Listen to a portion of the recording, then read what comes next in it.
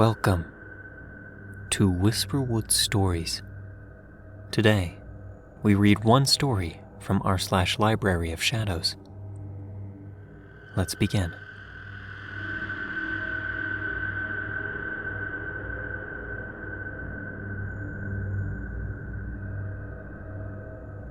Today's story is by BloodySpaghetti. Des couldn't stay in his apartment any longer. Being stuck between the same four walls drove him insane. He didn't care that the sandstorm might kill him. He was afraid of what he might do to himself if he had to spend another day locked up inside. The man needed that change of scenery, even if it meant walking around into an ocean of flying sand and dust. The sandstorm has been plaguing this part of the world for as long as Des could remember. It was one of those supermassive sandstorms. They were a rare weather phenomenon, but whenever one hit, it could destroy entire continents. The biggest danger of the sandstorm was inhaling too much dust or getting lost and buried under the sand. Des didn't have to worry about either. He's been living inside this desert twister for long enough to know how it works. He shot up to his feet, got dressed, and covered up his face, leaving only his eyes visible. Walking out of the house, he nearly forgot his sunglasses, prompting him to return inside and pick them up. Des might have been burnt out by sitting at home, but he wasn't stupid. He knew he couldn't walk around outside with his eyes exposed to the treacherous golden typhoon. People could leave their houses after dark, when the heat of the sun did not exacerbate the terrible conditions. Society inside this sandstorm did not die out.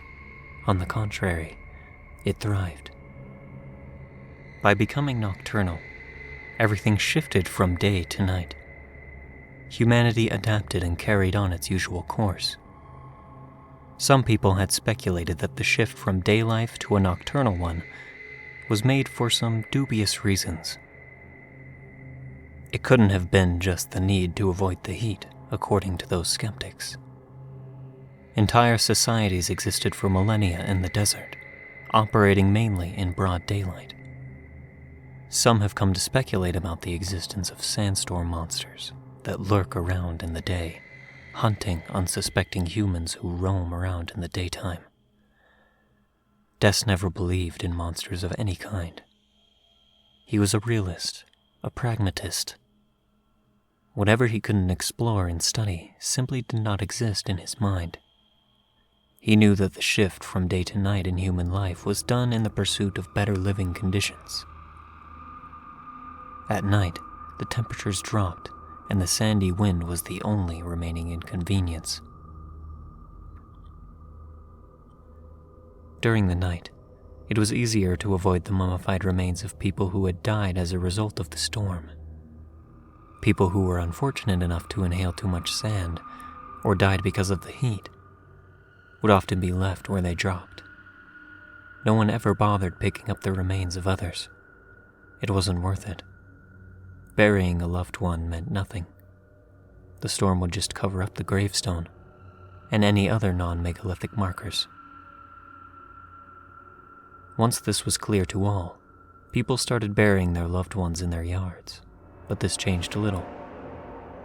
The living were all left with a few corpses beneath their sand-covered yards. The dead were buried, somewhere around here, as the saying went. Life inside the storm turned everyone cynical, and no one seemed to mind. Des had seen his fair share of mummified corpses. He was used to them. At the start of this whole thing, he was part of the family business. They were undertakers. Then people stopped caring about burials and the family business crumbled. Death was no longer the steadiest income source on the face of the planet. After all, who needs undertakers when you've got no one to bury or cremate or anything of that sort? Des's life was a constant flow of monotonous moments. He didn't care for much. He didn't love much, nor did he hate. He wasn't too preoccupied with anything. He didn't have any friends or relatives left to care for. He was a lone man, without so much as another soul to feel lonely with. He was kind of just there, barely existing, a single grain of sand in the vast desert. He didn't even have much to think about. He simply needed a change in scenery, a new stimulus in its basest form, just something different, even if it was different just for a few months. That's probably why he was so startled when he stepped on a dried-up corpse. He was so lost in the nothingness inside of his mind that he didn't even notice he had stepped on something. The familiar yet foreign sound of a bone cracking underneath his shoe caught him by surprise. He jumped a good foot away from the mummy and cursed out loud. Then he shot a glare at the shriveled corpse and continued on his way to nowhere in particular. A dry groan caught his attention.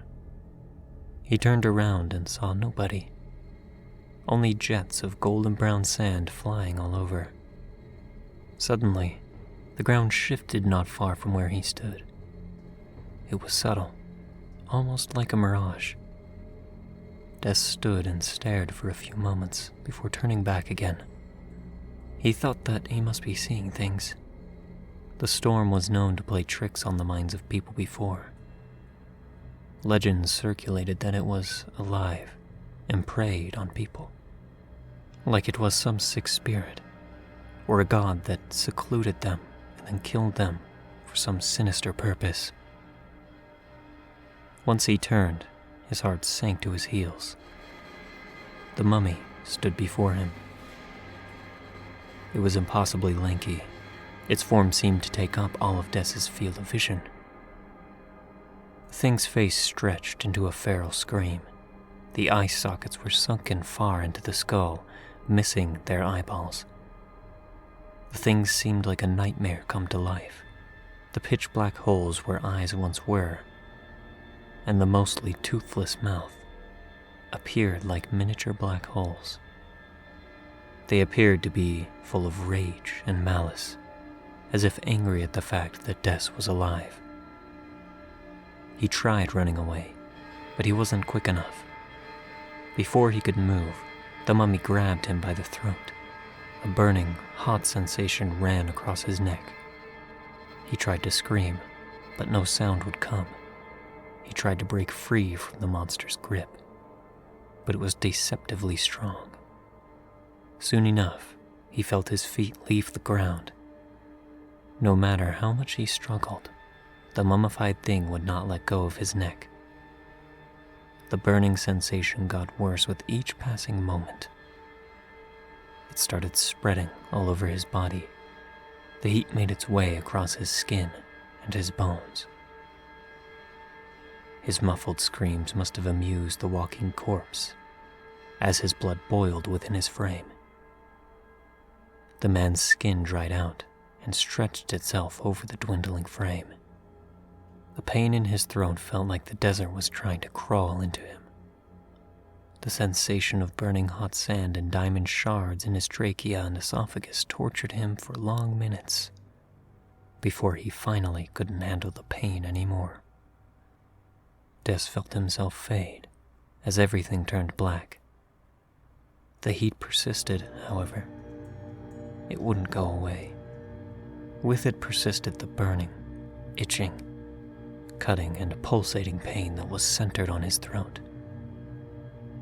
Des opened his eyes and screamed as hard as he could. A loud and expressive roar filled with rage and anguish. That's what he was trying to let out, at least. What came out was only a hoarse, shrill, pathetic cry. The sweet, metallic taste of hemoglobin-rich blood teased his taste buds. But that's all it was, a tease. A painfully familiar scene greeted his eyes. His mind returned to the reality in which he was just a ravenous ghoul. He was a monstrous beast now. one who sunk his bony claws into the shoulders of the woman whose throat he had just torn open with his teeth. The thirst was too much again. He needed to quench it. The blood was meant to be enough, but he wasn't quite quick enough to drink it. She was already drying up. The instant he touched her, it was all over. Chunks of her fiery red hair were falling out with the dried up scalp. His touch dried up the organic tissue he came in contact with, turning it into sand. His Midas touch was evaporating the liquid inside all of them. The woman was about to turn into a pile of dust before the ghoul could even alleviate his agony just a bit. Exactly like the rest of his victims. Before he could even notice, the woman was already nothing but a pile of dead specks. The ghoul's hope for a meal was washed away in the sands of time. The passage of time was the ghoul's worst enemy. Even the hunger wasn't as bad as the passage of time, for the time could only remind him that there was no hope for a being like him. The woman, sucked dry by a cursed rustic dermis. She wasn't any different from the substance now moving in the beast's arteries. The ghoul fell to his knees, crying out like a dying animal whose throat had been crushed. He was condemned to roam the earth until the end of time, forever thirsty, forever unable to quench his thirst. For those who commit the crime of spilling blood and consuming the flesh of those who offer hospitality within the realm of the desert, there is no mercy. It is only fitting that the punishment for such a crime is a fate far worse than death.